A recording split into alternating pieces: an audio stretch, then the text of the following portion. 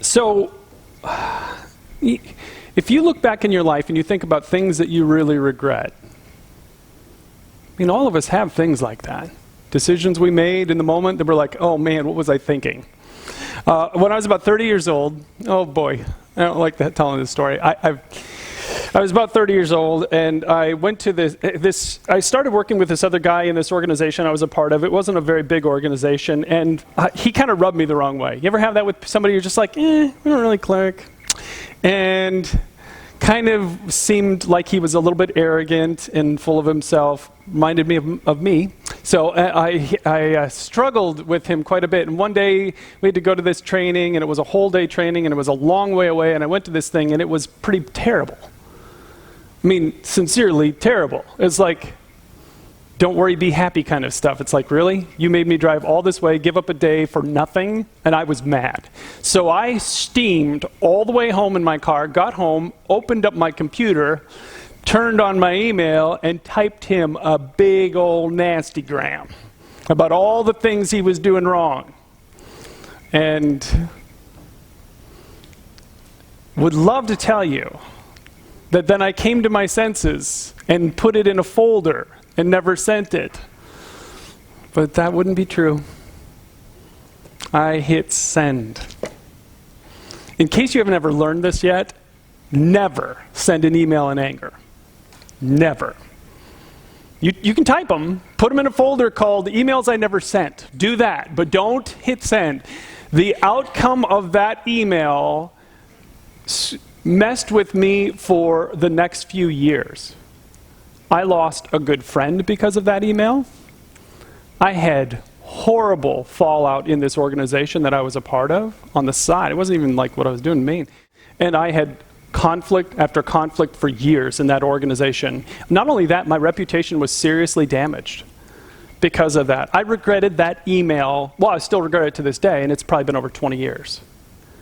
I mean, all of us have moments in our life where we look back and we're like, wish I could go back and just kind of rewind that a little bit and not say that or not do that. And what we're talking about there is emotional intelligence. Whether you understand it or not, it's called emotional intelligence. I wasn't being very emotionally intelligent when I sent an email in anger. And this is what we started talking about last week. This is emotional intelligence. Emotional intelligence is your ability to really understand what's going on inside of you and manage it well and watch what's going on inside of others and interact with that well. It is so important that, here's what we know. Studies have shown that your IQ accounts for only 20% of your career success. Emotional intelligence accounts for 80%. So again, I can overwhelm you with statistics because this has been studied so much. There's so much research on it. The point is that your success in life is rooted in your emotional intelligence, not your IQ. So that's really good news, because you know how many times I talk to people and they're like, they say to me, I'm just not smart enough for that. I'm just not smart enough. So many of us feel like we're not very smart, but okay, good news. Your IQ isn't going to drive your success in your future. It's your emotional intelligence that does. Matter of fact, I showed you this chart last week. There is a direct correlation between your emotional intelligence and how much you earn each year in your salary. And if you raise your emotional intelligence, your income will go up proportionately. It is a direct correlation. It's fascinating. The data behind this, again, because it's studied so much, is so fascinating. And the good news is, and I really want you to understand this, and the reason I'm doing this series, emotional intelligence is something you have control over. You can change this. You can learn and improve your emotional intelligence, and your life will get better. So I told you last week, it's really about 4 things. The first thing is that upper left-hand box. It says self-awareness. So it's, what am I feeling right now? Some of you are feeling bored, very, very bored. Some of you are feeling annoyed. It's like, why is he talking about this? So you got to pay attention to your feelings. Then the next box over to the right is self-management. So I feel this way. What am I going to do about it? You know, I felt angry, and I sent an email in anger. I didn't manage myself very well. Then down below, then there's social awareness. This is my interaction with you. I'm paying attention to your emotions, and then I'm learning how to interact with you in a better way. And your success in this world is determined by, in a significant way, by your emotional intelligence, your ability to master these 4 skills. So last week we started talking about emotional intelligence in terms of self-awareness. Do you know that the typical human being has over 450 emotions that they feel every day? So that's what we started with last week, and I said, how many of those do you think you catch in a typical day? We're not very emotionally self-aware. We have emotions coming through our lives over and over again. We just don't pay attention to them. But they're impacting us. You can't manage what you're not aware of, right? You can't manage what you're not aware of. So if you want to get better at self-management when it comes to your emotions, you've got to start paying attention to them. So we started with that upper left-hand box. We started talking about just paying attention to your emotions. So today we're going to continue this series by talking about self-management, which is this. It's the ability to use your awareness of your emotions to stay flexible and positively direct your behavior. Let me ask you, is it possible that in America right now there are a lot of people who are being negatively directed by their emotions? Right? Oh my goodness, every day on the news. It's constant. It's constant. People are being directed in negative ways by their emotions. So self-awareness gives you the capacity, the ability to manage your emotional expressions in a positive way. And when you do it positively, your life gets better. So this is such an important subject. So we're going to continue this series we started last week called Master Your Emotions. And we're going to talk about how to manage your emotional reactions. I want to ask you to open up your program, and inside you will find these notes. Would you get your notes out and grab a pen? There will be some things I want you to write down. Welcome to those, of course, who are watching online. We're so glad you're there. If you're watching on our website at PennyhillChurchLife.com, the notes are right there. If you're watching on YouTube, they're in the comments section. So thanks for all of you who are watching. Let's jump right into this. So if you know me, you know, sorry, not doing point number 1, jump down to point number 2. So I just always do that, sorry. I'm unmanageable. All right, number 2. So you've got to stay in control of your emotional reactions. Boy, is that an easy sentence to write and challenging to do, right? Stay in control of your emotional reactions. So, years and years ago, there was a player drafted by the Detroit Lions, and he was a great defensive lineman. His name was Ndamukong Suh. Humongous human being. I mean, he was a torture for us to play because the Packers would play him twice a year. Isn't it always interesting how Packer fans refer to their team as us? Like I was on the team. We had to play him. It's like, what? No, I never played him. Packers, whatever. So anyway, so he played, he went on to play for the Dolphins, but he lived in infamy for all Packer fans who were watching the Thanksgiving game in 2011 when the Packers played the Lions, because he lost control of his emotions in that game. And he stomped on one of our offensive linemen who was laying defenseless on the ground. So I can remember watching this, and I was irate what he'd done to this Packer, this poor guy on the ground. He stopped, and he's a big man, number 90, big man. So the guy was okay, he wasn't hurt. They threw Ndamukong out of the, it wasn't the only time he got thrown out of a game or fined or suspended. I mean, he was out of control emotionally for a very long time. He could not control his emotions, and his emotional reactions, it's a great picture of what happens when emotional reactions get out of control. Your life does not get better. Your life does not get better. So all of us smart enough to know, yeah, I got to stay in control of my emotions. And the Bible's been saying it for a couple thousand years. Look at this. Fools vent their anger, but contrasted the wiser people who hold their anger responses back. So by that definition alone, which camp are you in? You define it. I'm not calling you anything. Are you more on the foolish side when it comes to your anger expressions, or are you more on the wise side? Which way do you go? Isn't it ridiculous how social media has changed all that, by the way? How many people are very foolish when it comes to venting their anger in social media places? Like, what in the world?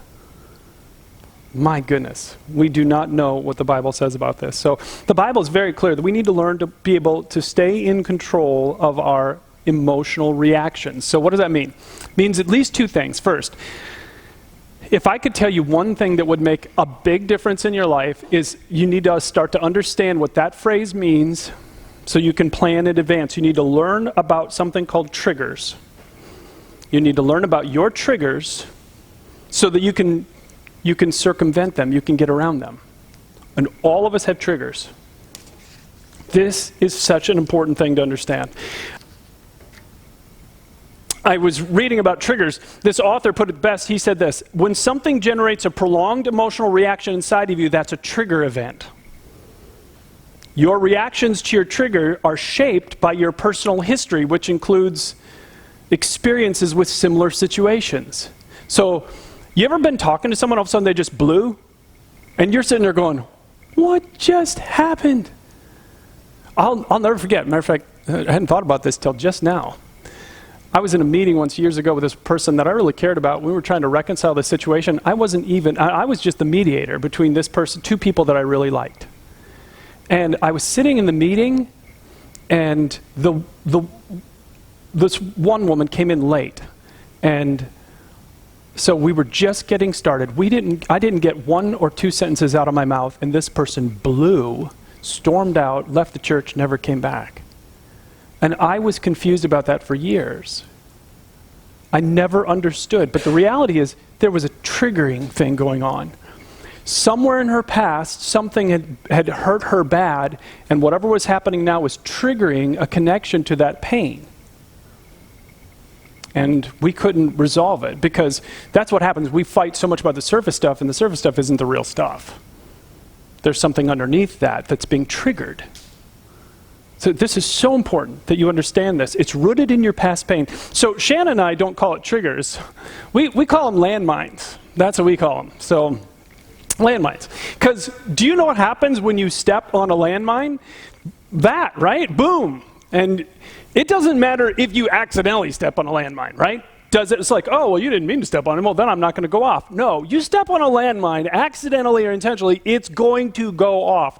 So we've been aware, and this is the language that we use in our relationship. We've been using it for a long, long time. So we have landmines. We have landmines, and we step on them all the time. And so this is what happens when you're in a situation, all of a sudden the other person just blows. It's like, what is going on? So we've just learned that this is what's going on, is we have these triggers or these landmines inside of us, rooted in pain from our past, and somehow the person we're talking to now taps that. So I was in a meeting, I was in a virtual meeting with this person, and they said something to this other person, and all of a sudden I felt myself getting very angry inside. Now this is, again, how your emotions are essential. I was aware of my anger, because for me, anger goes right up from the middle of my spine to the nape of my neck. It feels like someone grabs me on the back of my neck, and I was mad. And so because of emotional intelligence, I was able to pull back and go, hey, I'm really feeling mad. Like, I wonder what just got triggered by what this person said.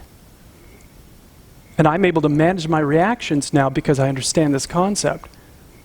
Shannon and I just had an experience with this ourselves, where she was getting really upset about this one thing, and I wasn't treating it seriously until she said, wait, I'm not explaining this right. In the past, this is what happened to me. So when this is taking place now, it's not about you, Brian, it's about this. It's triggering this pain from my past. And the moment she said that, I'm like, oh my goodness, I am so sorry, totally get it now. And I could change, because we understand this concept of triggers and landmines. Like I said, we mostly use the word landmines, because you step on them and, oh, there's a big explosion of pain. And many times the other person isn't even aware, and it gets put on you, and it's not about you. It's really about what happened to them way back here, and you've just touched that deep pain inside of them. So this is essential, that you become aware of your triggers. What are your triggers? I've been working on this for years. I had a counselor teach me this a long time ago, and so I've been working on triggers for a long time. I know that anyone who reminds me of my dad triggers stuff inside of me regularly. They trigger stuff inside of me regularly. There's a lot of pain in there. So now I'm able to manage that. I feel it going off. It's like, oh, I know what this is. This is not about the person. This is about this. If you understand your triggers, your landmines, you can manage them. You can stay in control of your emotional reactions better. You got to identify your own. The second thing that's really essential for learning to manage your emotional reactions is to re-engage your rational brain. This is so much fun to talk about. You got to get your thinking brain going, because you've got an emotional center, obviously, right? But you got to get your thinking center going again. And when your emotional center is triggered, you can't think. It's so fascinating when we're learning about science and the way God made our brains. So this little tiny speck on the map up here, that's your amygdala. You got one. It's in there.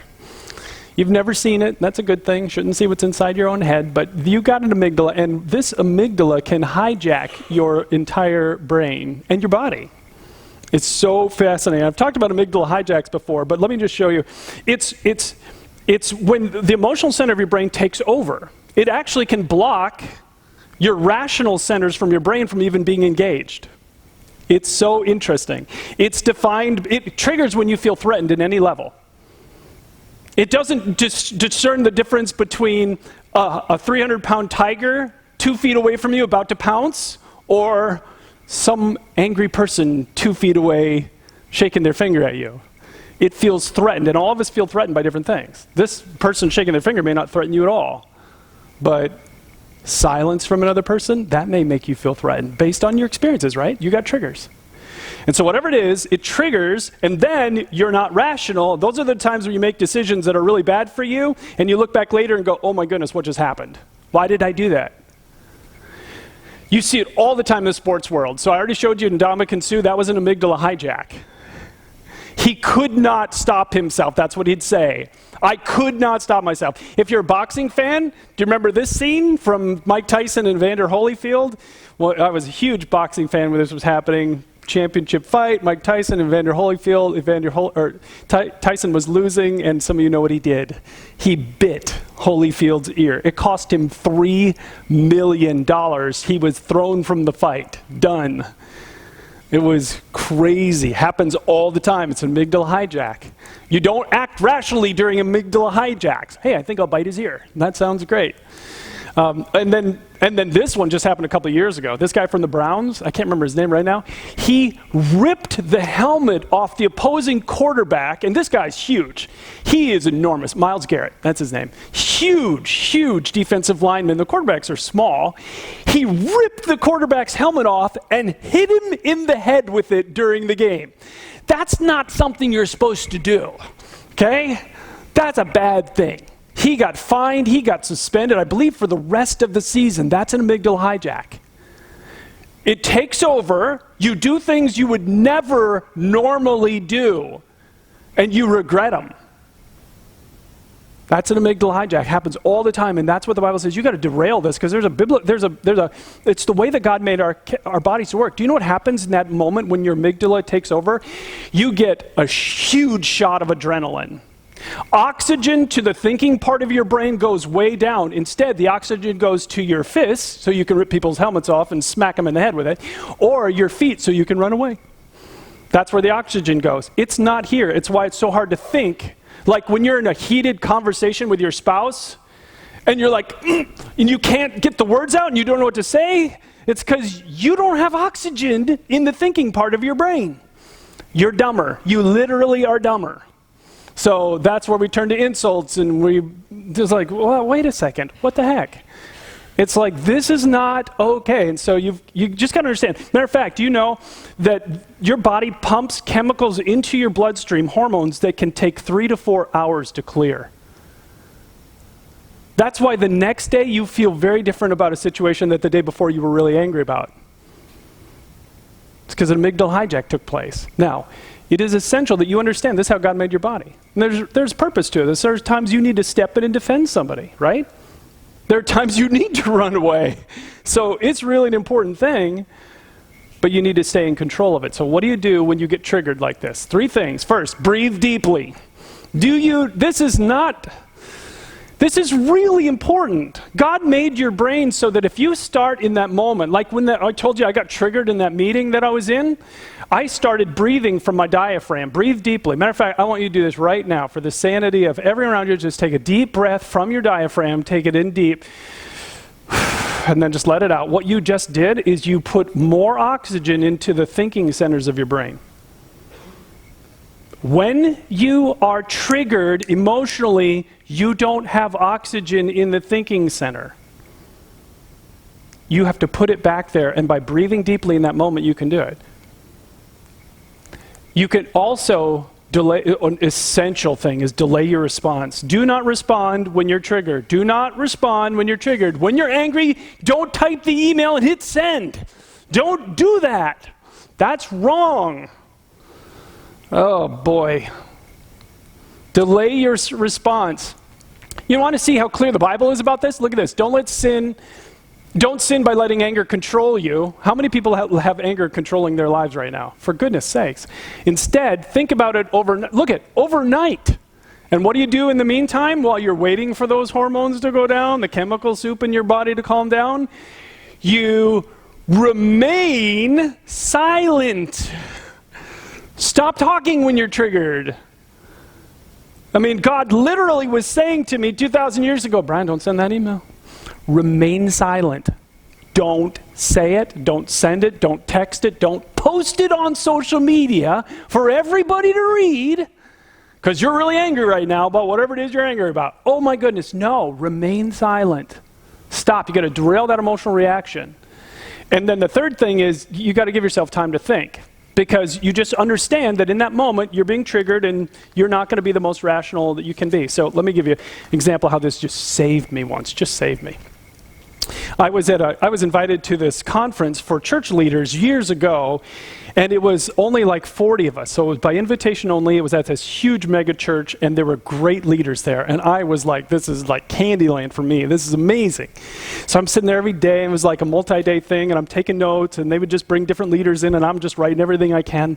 And this one leader came in, and he was so good. I'd heard of him. I knew who he was, and so I was just taking notes. And during the presentation, he said something about his personality type. Now, if you know me, I love personality type stuff. I've taught it for years. So when he mentioned his personality type, I was so curious because he's in a role where typically people of that personality type don't thrive. So this is how I am. I'm just curious all the time. I'm like, wow, wonder what makes him successful then. Well, after his session was done, after each person's sessions was done, you could go up and ask him questions. So I got in line with my notebook. I'm all excited. I'm like, I'm going to learn. What are the other skills and aptitudes you have that make you so successful? You know, especially in light of what you just said about your personality and how now you're in a role where it doesn't seem like they really fit. And so I was excitedly waiting. I got to the front of the line. I asked him my question, and he blew up at me. He stepped up to my face, put his finger up like this, raised his voice and said, "Don't you put that moniker on me." And I stepped away, hands up, you know what you do. It's like, I'm like, what's a moniker? It's like, what did I just put on you? I didn't put anything on you. I just want to know what makes you successful. Well, I just tapped a trigger, right? That's a trigger event. The truth is, by the way, just understand this, trigger events are not about, in that case, they're not about you. They're about the other person. That was his deal, not mine. Now, what I did next was totally my deal. Totally my deal. So I, thank God, had been learning about emotional intelligence for years, so I immediately felt emotion inside of me because it got quiet in the room and everyone looked at me. And one of the biggest triggers in my life is public embarrassment. And here this guy had basically just yelled at me in front of a room of Christian leaders. And I was so embarrassed. And I didn't deserve it. It was a good question. It's a legit question. So I felt it right up the middle of my back because I didn't just stay embarrassment, it went right to anger. It's like, how dare you say that to me? Who do you think you are, pal? So I felt anger and I was embarrassed. And so because I felt it, I was instantly able to manage it. It's like, all right. So then I did these things. It was like, what do I want in light of my values and what the person is I want to be? How should I respond to this? And this all just happened instantly. As you get better at this, you'll be able to do this. I'm like, well, I could push back, I could challenge, I could, do all sorts of things. And so I chose to apologize and say, I'm sorry that you feel like I'm putting something on you. I'm not. I was just curious about this thing. And then I went back and sat down. I'm like, I chose not to continue the conversation with him. And a short time later, he got fired. I'm not saying it's because of me at all, but I'm like, maybe what I hit that day had to do with what was going on in his world that would just a short time later lead to him being fired. Isn't that a reasonable assumption? That's what triggers are like. You step on a trigger, boom.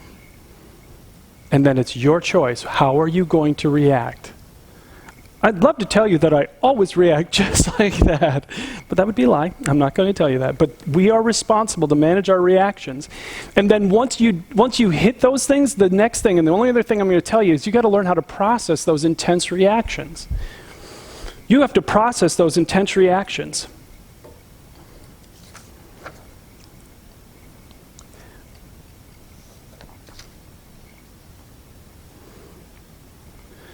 I am subscribed to a lot of different blogs, and there's this counselor named Dr. Sharon Martin, and I follow what she says. She has a lot of good stuff. She sent something out about 4 or 5 months ago that when I read it, made my jaw drop, and I sent it to all my kids, every one of them. I said, I want you all to see what she just said, because I think it's one of the most profound things I've ever heard. You repeat what you don't repair. You will repeat what you don't repair. In other words, you know why I have those triggers in my life today? I've got damage from my past that's not repaired. You'll repeat it. You will repeat what you don't repair. And God has made our bodies and our hearts so that they can be repaired. So if you learn to pay attention to your emotions, then one of the things they'll tell you is, hey, you got an old wound here you might want to take a look at. And then you can make choices like this. This is what I do when I'm going to repair something. The first thing is I journal about every intense emotional experience I have. Thankfully, I don't have them every week. I have them periodically. Like I said, I was in that meeting, and all of a sudden I got triggered. That one I journaled about. You know how I know everything about what happened that day at that conference? Is because I journaled all about it. I went home and I typed, in that case I had my laptop, I typed every word that had just been said, every thought that was going on in my head. I journaled about it. It's one of the most important things I've ever learned about taking pain and making it constructive in my life. It's really hard to do, but it is so important to do. Flip your notes over in the back. I just want to walk you through at a high level. It says how to process your intense emotions. At a high level, I want to show you what it means. First, you stop and think about what happened. And I write it out in detail. I mean, I wrote a lot about what specifically happened that day. Then the next thing you do is you identify all the emotions you felt when it was happening. The most I've ever had that I've been able to identify in one time is 14 emotions in one moment. 14 emotions in one moment. And in the moment, you may only be aware of one or maybe two. But the reality is you are much more complex than that. So take a look at this. I showed you this chart last week. If you Google emotional charts, you can find stuff like this, and it'll help you identify. And again, I struggle with this. I was very honest last week. I struggle with emotional self-awareness. I need charts like this. So after that experience, I will open up a chart. I'll sit down and go, what was I feeling? You know what I was feeling? I was feeling mad.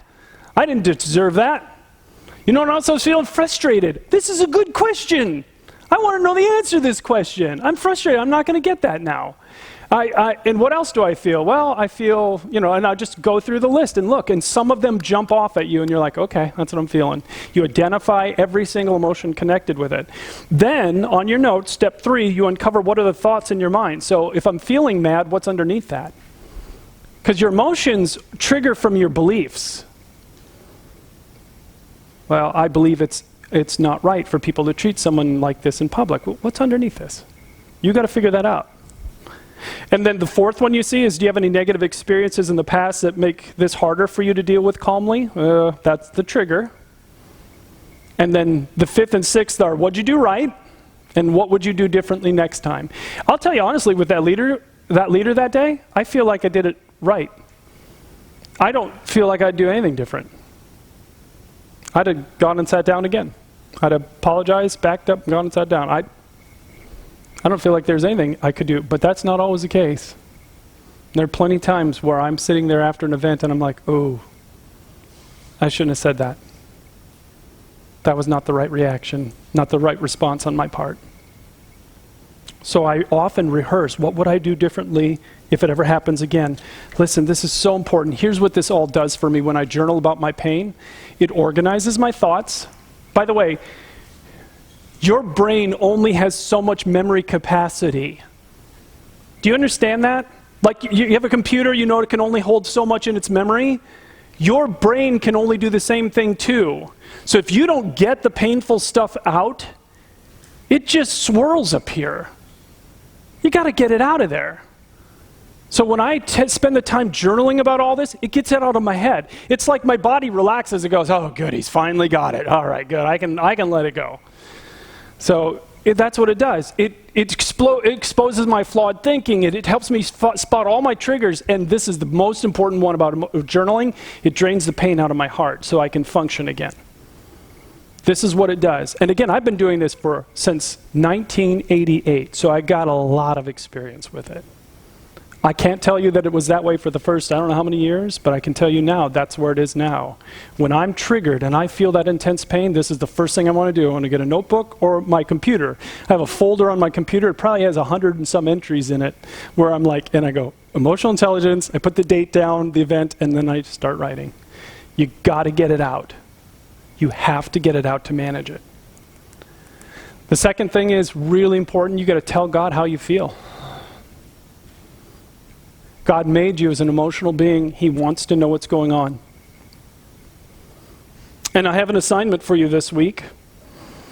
And it's right there on your notes, right below that line. I want you to read Psalm 69 this week. One chapter in the Bible. Flip to Psalm 69, you can Google it. Psalm 69, it'll pop up on your computer for you. And just read it and pay attention to all the emotions in that one chapter. Over and over again, when he's talking to God, he talks about how he's feeling. When was the last time you had an honest conversation with God about how you feel?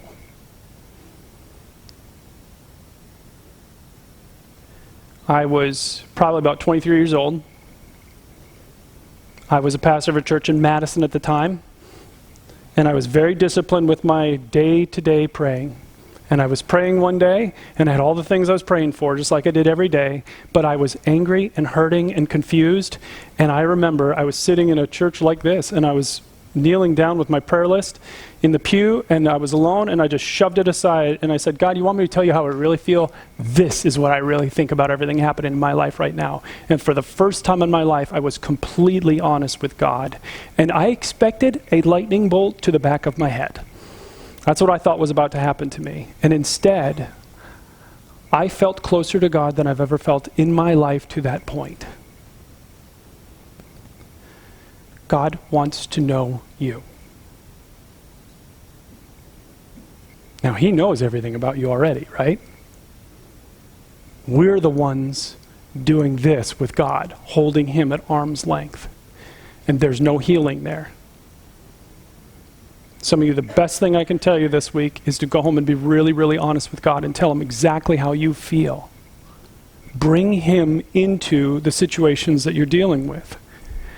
And the last thing I'm going to say to you is talk through your experiences with wise people.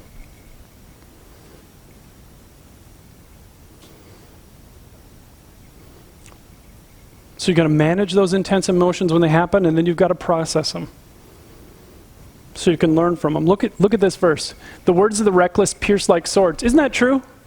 When was the last time somebody said something that really hurt you and pierced you? Some of you, it happened real recently. But look at the back part. The tongue of the wise actually brings healing. When you are wounded emotionally, part of God's plan A for your healing in this world is talking to the right people. This was his verse. I didn't write it. But God has been saying for thousands of years that if you want to get healing, you've got to talk to the right people. And I'm always amazed at how much Christians resist this. I'm always amazed how much Christians are anti-counseling. It's like, look at the verse. What does God say is going to be a key part of your healing from emotional wounds? talking to wise people. He said it, not me. Go talk to wise people. Talk to the right people. In my experience, that means talking to a counselor who's got some wisdom, and it takes time to build trust with that person. And then the most important thing, and the thing that I see people fail on counseling all the time, is that last one. They just never do it. They get close to the edge, but that level of vulnerability scares us. And so you will never find healing until you are completely honest. You'll never find it. There's no healing in fake. So I've been to 3 counselors in my life. Matter of fact, up until about a year and a half ago, I was going to a counselor almost every week for 2 years. One of the most dramatic things that had happened in that time was I had this really painful event, and I was processing it with this person, my counselor, and I thought it was this way.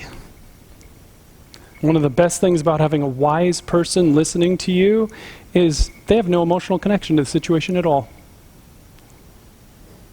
And so after she was done listening, she said, "That's interesting, you look at it this way, I look at it this way." And it was like, boom. I had never even considered what she was saying. It didn't just apply to that one situation. I know I'm being vague. It didn't just apply to that one situation. In the moment she said it, I knew it applied to all these other moments in my life. It was one of the most eye-opening, profound things, and it brought the potential for me to really find healing in some of the painful areas of my past. Because the words of the wise bring healing. Some of you, this is one of the most important things I can say, is it's time to go talk to someone. There are counselors we can recommend from the church. You can go on betterhelp.com, find a counselor. There are resources for you. But you've got to process it. So here's what I want you to know. God says you are responsible for how you react emotionally in every situation. Okay? That's what I want you to know. You are responsible. So we really need to get rid of forever that old phrase, "You make me." That's got to go. That's got to go. They don't make you do anything. No one can make you. You're being triggered internally, and that's on you. Something's being triggered inside of you. So you are accountable to God for your the way you react when you feel those emotions. So learn your triggers. First thing is learn your triggers. When you feel yourself heating up this week, I hope not. I really hope not. I hope that you don't get triggered this week. But there's a bunch of you that are going to. Especially, this is how God does this with me, so I hope it's not just me He does this with. I hope it's all of you, too. So it's like, now that we've talked about this, some of you are going to get triggered this week.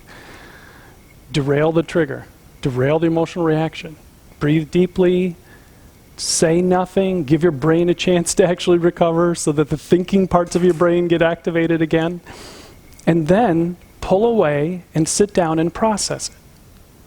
Process that emotional pain. You've got to get to the bottom of that. You've got to figure that out. Why is this happening in your life? Journal about it. Talk to God about it. And, if necessary, to really bring healing, talk to somebody else who can help you process it. Let me have you bow your heads. You know, the Bible has said that this God that we are worshiping today and talking about today is a being of pure love. Pure love. And you think about all the times that we've spoken and damaged others in our anger. Can you even think about how many times that's been? I don't even want to think about it. We have brought unloving things into this world, and yet this God of love loved us so much that He made a way for all of that to be paid for with the death of His only Son on a cross. God loved us so much that His Son paid for us to be completely forgiven. If you want His gift of forgiveness today, Jesus has already paid for it in full. You just ask for it. Say, "Jesus, I'm turning to you today. I want you in my life, so please forgive me." I admit to you, there's been lots of things I've said that I regret. I heard you paid for those, so please forgive me. Come make your home inside of me today. in Jesus' name. Amen. Now, as we finish, can I ask you all to grab the card out of your program? Looks like this. Just take a moment, and if you prayed, check that box right here. Let us know what you've done. Some of you, this is a big deal. There's a lot of pain. If you want ideas on who to talk to for a counselor, you can just write that in the comments section. Just say counselor, and we'll send you some information about who to talk to. And there are lots of options now in our world that we live in. So then just drop this in the offering box on the way back out. For those of you watching online, if you go to our website at PenielChurchLife.com, in the upper right-hand corner is a box that says, I said yes to Jesus. Check that box and let us know what you've done. So thanks so much for coming. We hope to see you all again next time.